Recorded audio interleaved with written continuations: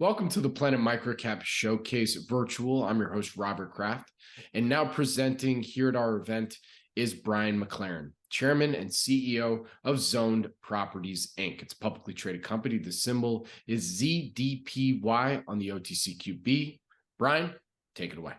Excellent. Thank you, Robert, so much for organizing. Great event, lots of amazing sponsors, presenting companies. I'm really excited to be telling the Zoned Properties story to your audience. I know we've been chatting for about a year now about getting Zoned Properties on the platform and at the event. So very grateful to be here and excited to share what we've been up to at Zoned Properties. Welcome everyone in the audience.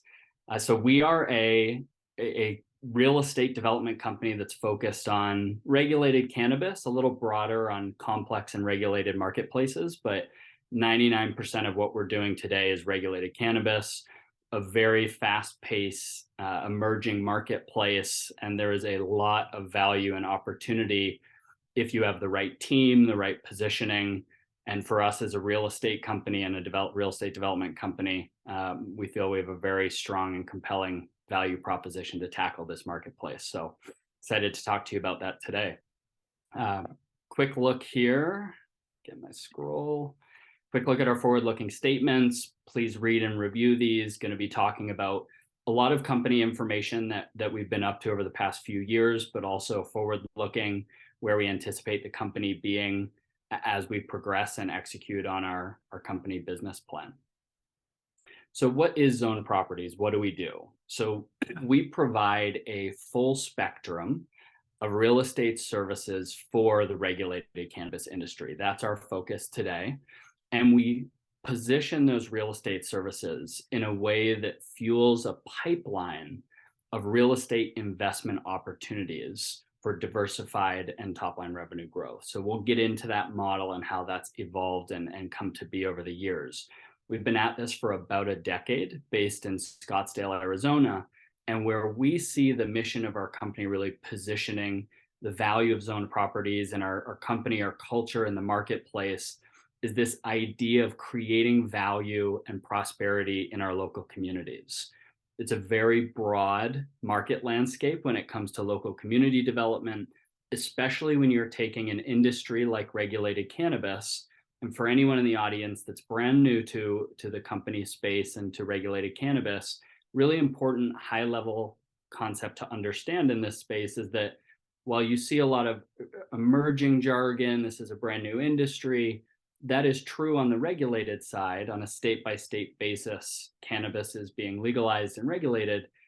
But what's occurring is really a transition. This is a legacy marketplace. We're talking about billions and billions of history of cannabis consumer demand that's now finally being legalized, regulated, taxed, and structured in a way that is emerging into an above-board industry.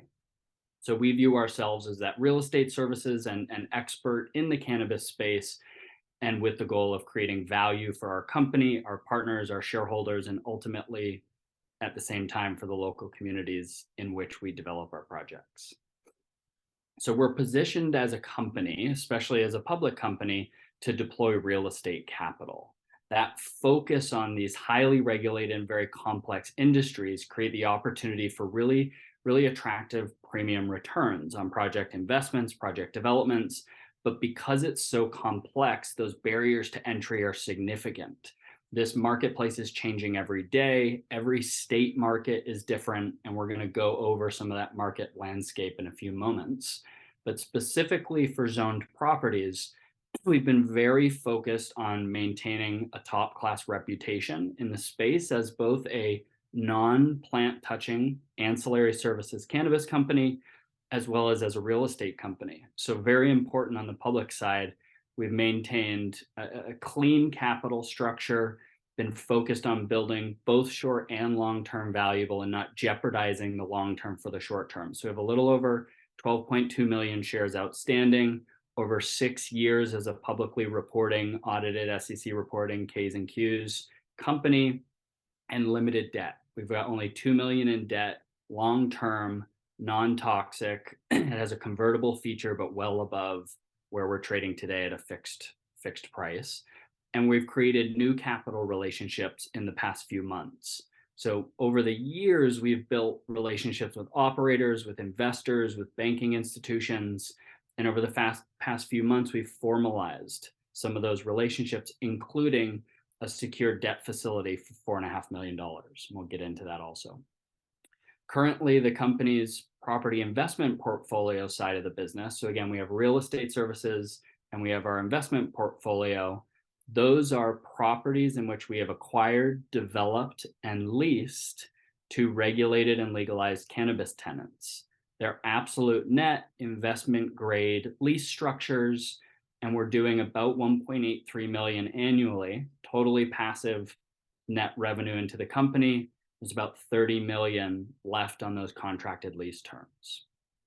So let's zoom out a little bit, especially for anyone who hasn't interacted with the cannabis space before. What we're looking at is an intersection of a massively emerging new real estate development industry. 40,000 different localities in this country.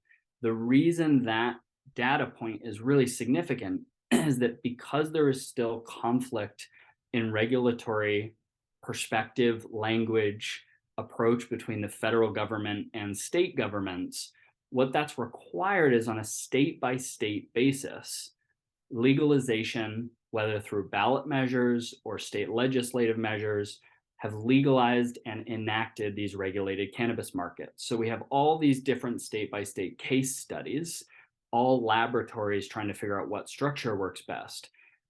But what happens is when a state legalizes, you have this trickle-down regulatory effect where all of the localities, cities, towns, counties, then need to enact their own regulatory codes for how the real estate and the physical environment and facilities for this industry are governed. These can be everything from retail brick and mortar sites to large-scale cultivation agricultural sites, processing sites, testing laboratories. Each of these different cannabis-related uses can be treated differently and differently in every single one of these localities. So if we take that perspective of a boots on the ground market landscape and cross it with commercial real estate, about 15 trillion worth of commercial real estate in this country, and we have the emerging cannabis industry side of this, which estimates are changing on a monthly and quarterly basis, but quite confidently from various reports, looking at about 100 billion and more in economic impact for this industry. And many believe that the cannabis industry will equal and surpass the regulated alcohol industry, which is very significant. I think that's a 220 or so $billion industry of economic impact across all of these different state markets. We had 37 states that legalized before this midterm election, 2 more joined. Maryland and Missouri. So important that the majority of the electorate of the American population now lives in a state where there's access to medical and/or adult use recreational cannabis. This creates the big challenge, this overlap of all these things. So how do you fund and service such a big industry? 40,000 localities. We've got likely 100, 150, 200 billion of economic impact. Our best guess is that that's going to require somewhere between 65 to potentially 100 billion worth of commercial real estate to service this industry over the next several decades. Very capital intensive, very service intensive, a lot of money at risk. So where we've positioned zoned properties is kind of in between these two sides of the aisle. We're not currently a real estate investment trust, though we're positioned to potentially consider becoming one. And we definitely play in the same sandbox. So we know the vast majority of the cannabis-focused REITs out there, and we've positioned ourselves as the experts in how to develop this real estate. A few other data points for everyone to consider. Looking specifically at brick and mortar retail doors for the industry, there's just below 10,000, about 9,500 retail dispensaries in various states of licensing. Some of these are opening and closing. Some of these are preparing to open or have been operating across those 37 state marketplaces. Many estimate that that number, including our team, is going to rise closer to 15,000 over the next decade or so. This direct-to-consumer real estate focus is where we've positioned Zone Properties. We believe that the value of the brick and mortar real estate that is directly connected to the massive consumer demand in the emerging, and again, remember, transitioning legacy cannabis marketplace into regulated, is where our opportunity to grab value is. You can see some of these data points. A lot of these projects are going to need third-party help on development services. Most of these projects are going to need third-party real estate capital. So there's a major opportunity how we've positioned Zone Properties to take advantage of these. There's 4 parts of our business. The first 3 parts are our real estate services. We use property technology, both third-party technologies in our tech stack and proprietary in-house technologies we've developed to inform our real estate services, our advisory, and our commercial brokerage. And we're growing that system nationally. We've worked now in nearly 15 states directly on behalf of clients. We're opening brokerage offices in new states as well. The real estate services side of our business, the technology, advisory, and brokerage, has been born out of market need. This is as we progressed as a company through our investment portfolio, the other side of our business, looking for value-added services that both can create active revenue events for the company, as well as fuel a pipeline for our investment portfolio prospects and acquisition prospects. Again, that is the space we love to play. It's an area where currently we don't see many organizations able or wanting to go. Again, a look at where our market experience is. We're based out of Scottsdale, Arizona, but we have significant national market experience. These are the states where we've been directly contracted by third-party clients and third-party projects, but we've worked in just about every single legalized state in various capacities. This is very important to our business model, the investment thesis. What we're positioning the company to do is grow our active revenue, the real estate services side of our business. We're targeting for that to basically fund the operations of the company, fund the SG&A, all the overhead, the growth of those active operations. And ultimately, if we're successful in that, which we're confident we will be, that creates the opportunity for our investment portfolio to produce passive revenue, increase that free cash flow. And you'll hear me talk about this later on. The 2 most important investment metrics I focus on are increased top-line diversified revenue growth and our free cash flow from operations, 2 critical elements for our business success. I'm going to breeze through these slides relatively quickly for everyone to review on their own, constantly updating these every quarter, but we've done some significant work in the regulated cannabis space. We've directly connected with partners that are building property technologies. We've worked with a significant network of commercial brokers across the country. And again, we're opening new brokerage offices directly that will be under the Zone Properties brokerage brand. We've closed over $1 million worth of commissions in the commercial real estate just in Arizona. So looking to replicate that in new state markets. And our specialty is on regulated cannabis sites. So finding these sites, getting the permitting and zoning variances done, and then positioning to create value for our clients on the projects, and positioning our company for Zone Properties to consider investments in many of these projects, again, especially on the direct-to-consumer retail brick and mortar. Look at our portfolio metrics currently, and we have new projects all the time that are cycling through our underwriting and our prospect acquisition pipeline. We have a new project under contract and several others in underwriting stages that we expect to follow those. Positioning this again so that we already understand the projects before we consider them for full underwriting. If the model is executing successfully, which it has been as we've been building it over the past few years, we have third-party tenants, clients that are overlapping in our business model. So we're able to effectively help them build value by understanding their project better, and a win-win, so we build value for ourselves with strong tenants on investment projects. Current portfolio, again, we've got over 30 million in contracted lease revenue coming in through 2040. Our 4 projects today, all in Arizona, and new projects we're looking at prospectively in the acquisition pipeline nationally.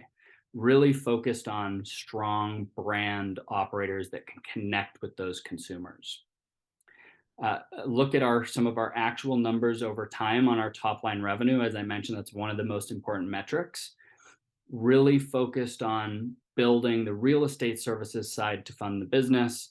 And again, building that gold bar, our investment portfolio. One of the things we're really aiming at is to utilize effective debt to deploy into these projects with the ability to bring strong partners over long lease terms, 10 years, 15 years on these projects, and then ideally positioning the company to be able to rebalance our balance sheet and clean up some of that debt in the future, focused on ideally 50-50 ratio of debt and equity utilization, and also the projects we're looking at, again, retail brick and mortar dispensaries. So that range is in kind of the 1 to 4 million range on project sizes, and looking at those operators that have really strong brands in the cannabis consumer industry, targeting ideally somewhere between 11 and 15% return profiles on those projects from a cap rate perspective.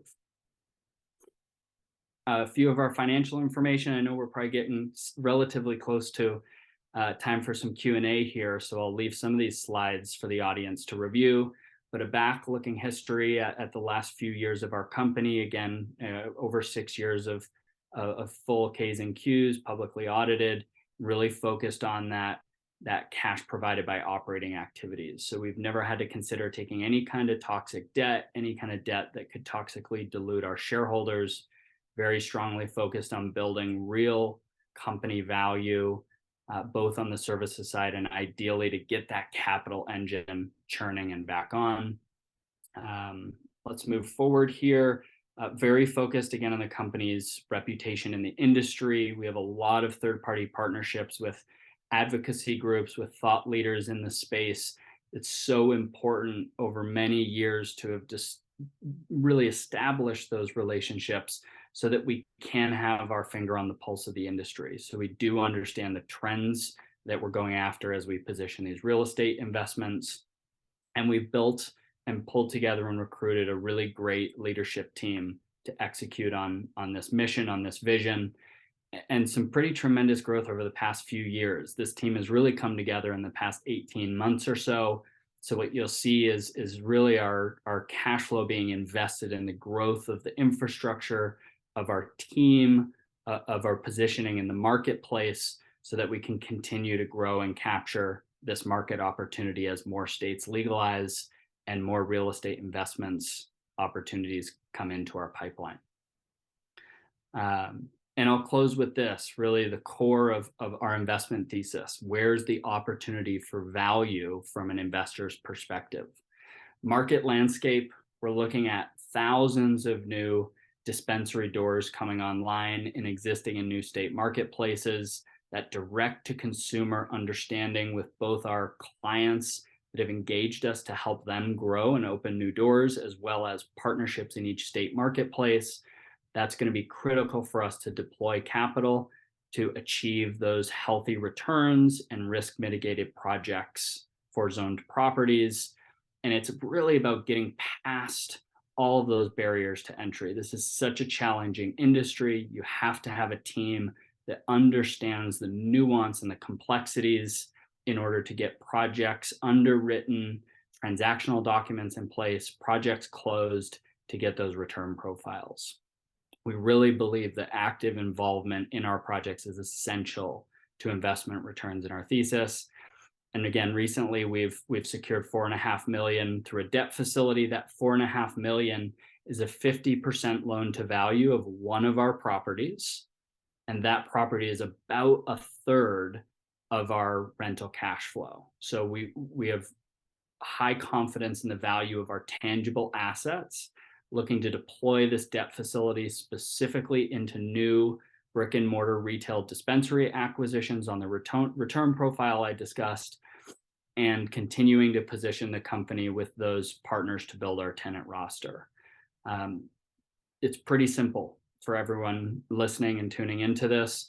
If we execute, which we're very confident we have been doing and will continue to do, if we execute on our investments and acquisition side of our business, it's a complete leveraged model, really a flywheel. So as we build that investment portfolio, we have more exposure to new operators in the space. We work with them as clients through the advisory and the brokerage. We leverage our property technology, and ultimately that flywheel continues to fuel a robust pipeline of new investment opportunities. Huge potential here to also collaborate with various types of private investors, various types of real estate funds, and really leverage a decade of the Zone Properties expertise and business model to go after an aggressive acquisition strategy. So Robert, I'll leave it there and provide the last bit of time here for questions you or anyone else may have. But thank you so much for having us and hearing the Zone Properties story. Absolutely. Brian, thank you very much for your entire presentation here today. So, my first question, I want to start with you, and I'm sure this is probably the number one question that you get, from investors and probably at the Thanksgiving dinner table is, let's take a step back and look at the cannabis industry as a whole, where we're at. I know we were talking offline, you were just at a big industry event. So love to kind of get your take on where we're at in the industry and how that may or may not affect Zoned. Yeah, great question. I mean, I'll give kind of a funny, simple community level answer first, and then I can talk about the actual regulatory status. But one of the things I look at in any community to judge it immediately is go to the grocery store and see how many shopping carts are put back in the corrals. It's a funny little indicator, but it says a lot about the people that are interacting in public spaces, how they view each other in the community. And so the analogy, the translation for cannabis, and I was talking about this on a live podcast at the MJ Biz conference, the big industry conference last week. I think it's Uber drivers and taxi cabs. So when you get into those vehicles with members of the public, they're constantly interacting, these threads with all different diverse areas of people, what their view of cannabis is. So we always have those discussions when we go in a new state marketplace, when we do site visits. But I found it very interesting in Vegas over the years, and we've been many times to this conference. It's evolved significantly. Now 30,000 plus people at this conference. Cannabis was a commonplace thing for every single driver I talked to. It was no longer shock and awe. So to me, what that indicates is acceptance as a common industry from kind of early adopter stage, crossing that chasm, so to speak, into kind of early majority. That's a critical item. As I mentioned in the presentation, a majority of states, a majority of citizens in this country now live in states where there's easy access to medical or adult use. So when you jump then to things like federal regulatory progress, looking at two pretty critical items that have been discussed for years, this is a titanic paradigm shift of 100 years of propaganda of the war on drugs. So what seems like is taking forever, I think is actually moving pretty quickly. But the SAFE Act at the federal level is all about getting banking access for plant touching cannabis companies. So for a non-plant touching company like Zoned, we never take ownership in cannabis companies. We never cross that plant touching line. So we have no problem with banking transactionally directly for us. But that SAFE Act is all about getting banking access. There have been years of attempting to get this done, and it's probably very close, but not done yet. And then there's several legalization or descheduling acts at the federal level. So the HOPE Act, the Careers, the CARES Act. These are all about formalizing at the federal level what states have just said, we're going to do on our own. We're going to figure this out, legalize it, take advantage of this multi-billion-dollar industry. So I'm very confident and optimistic about the progress. Again, for any new investors that are kind of catching up, it may seem like, oh, this is taking forever. But in the past decade, we have reversed 100 years of what I would call nonsense cannabis policy.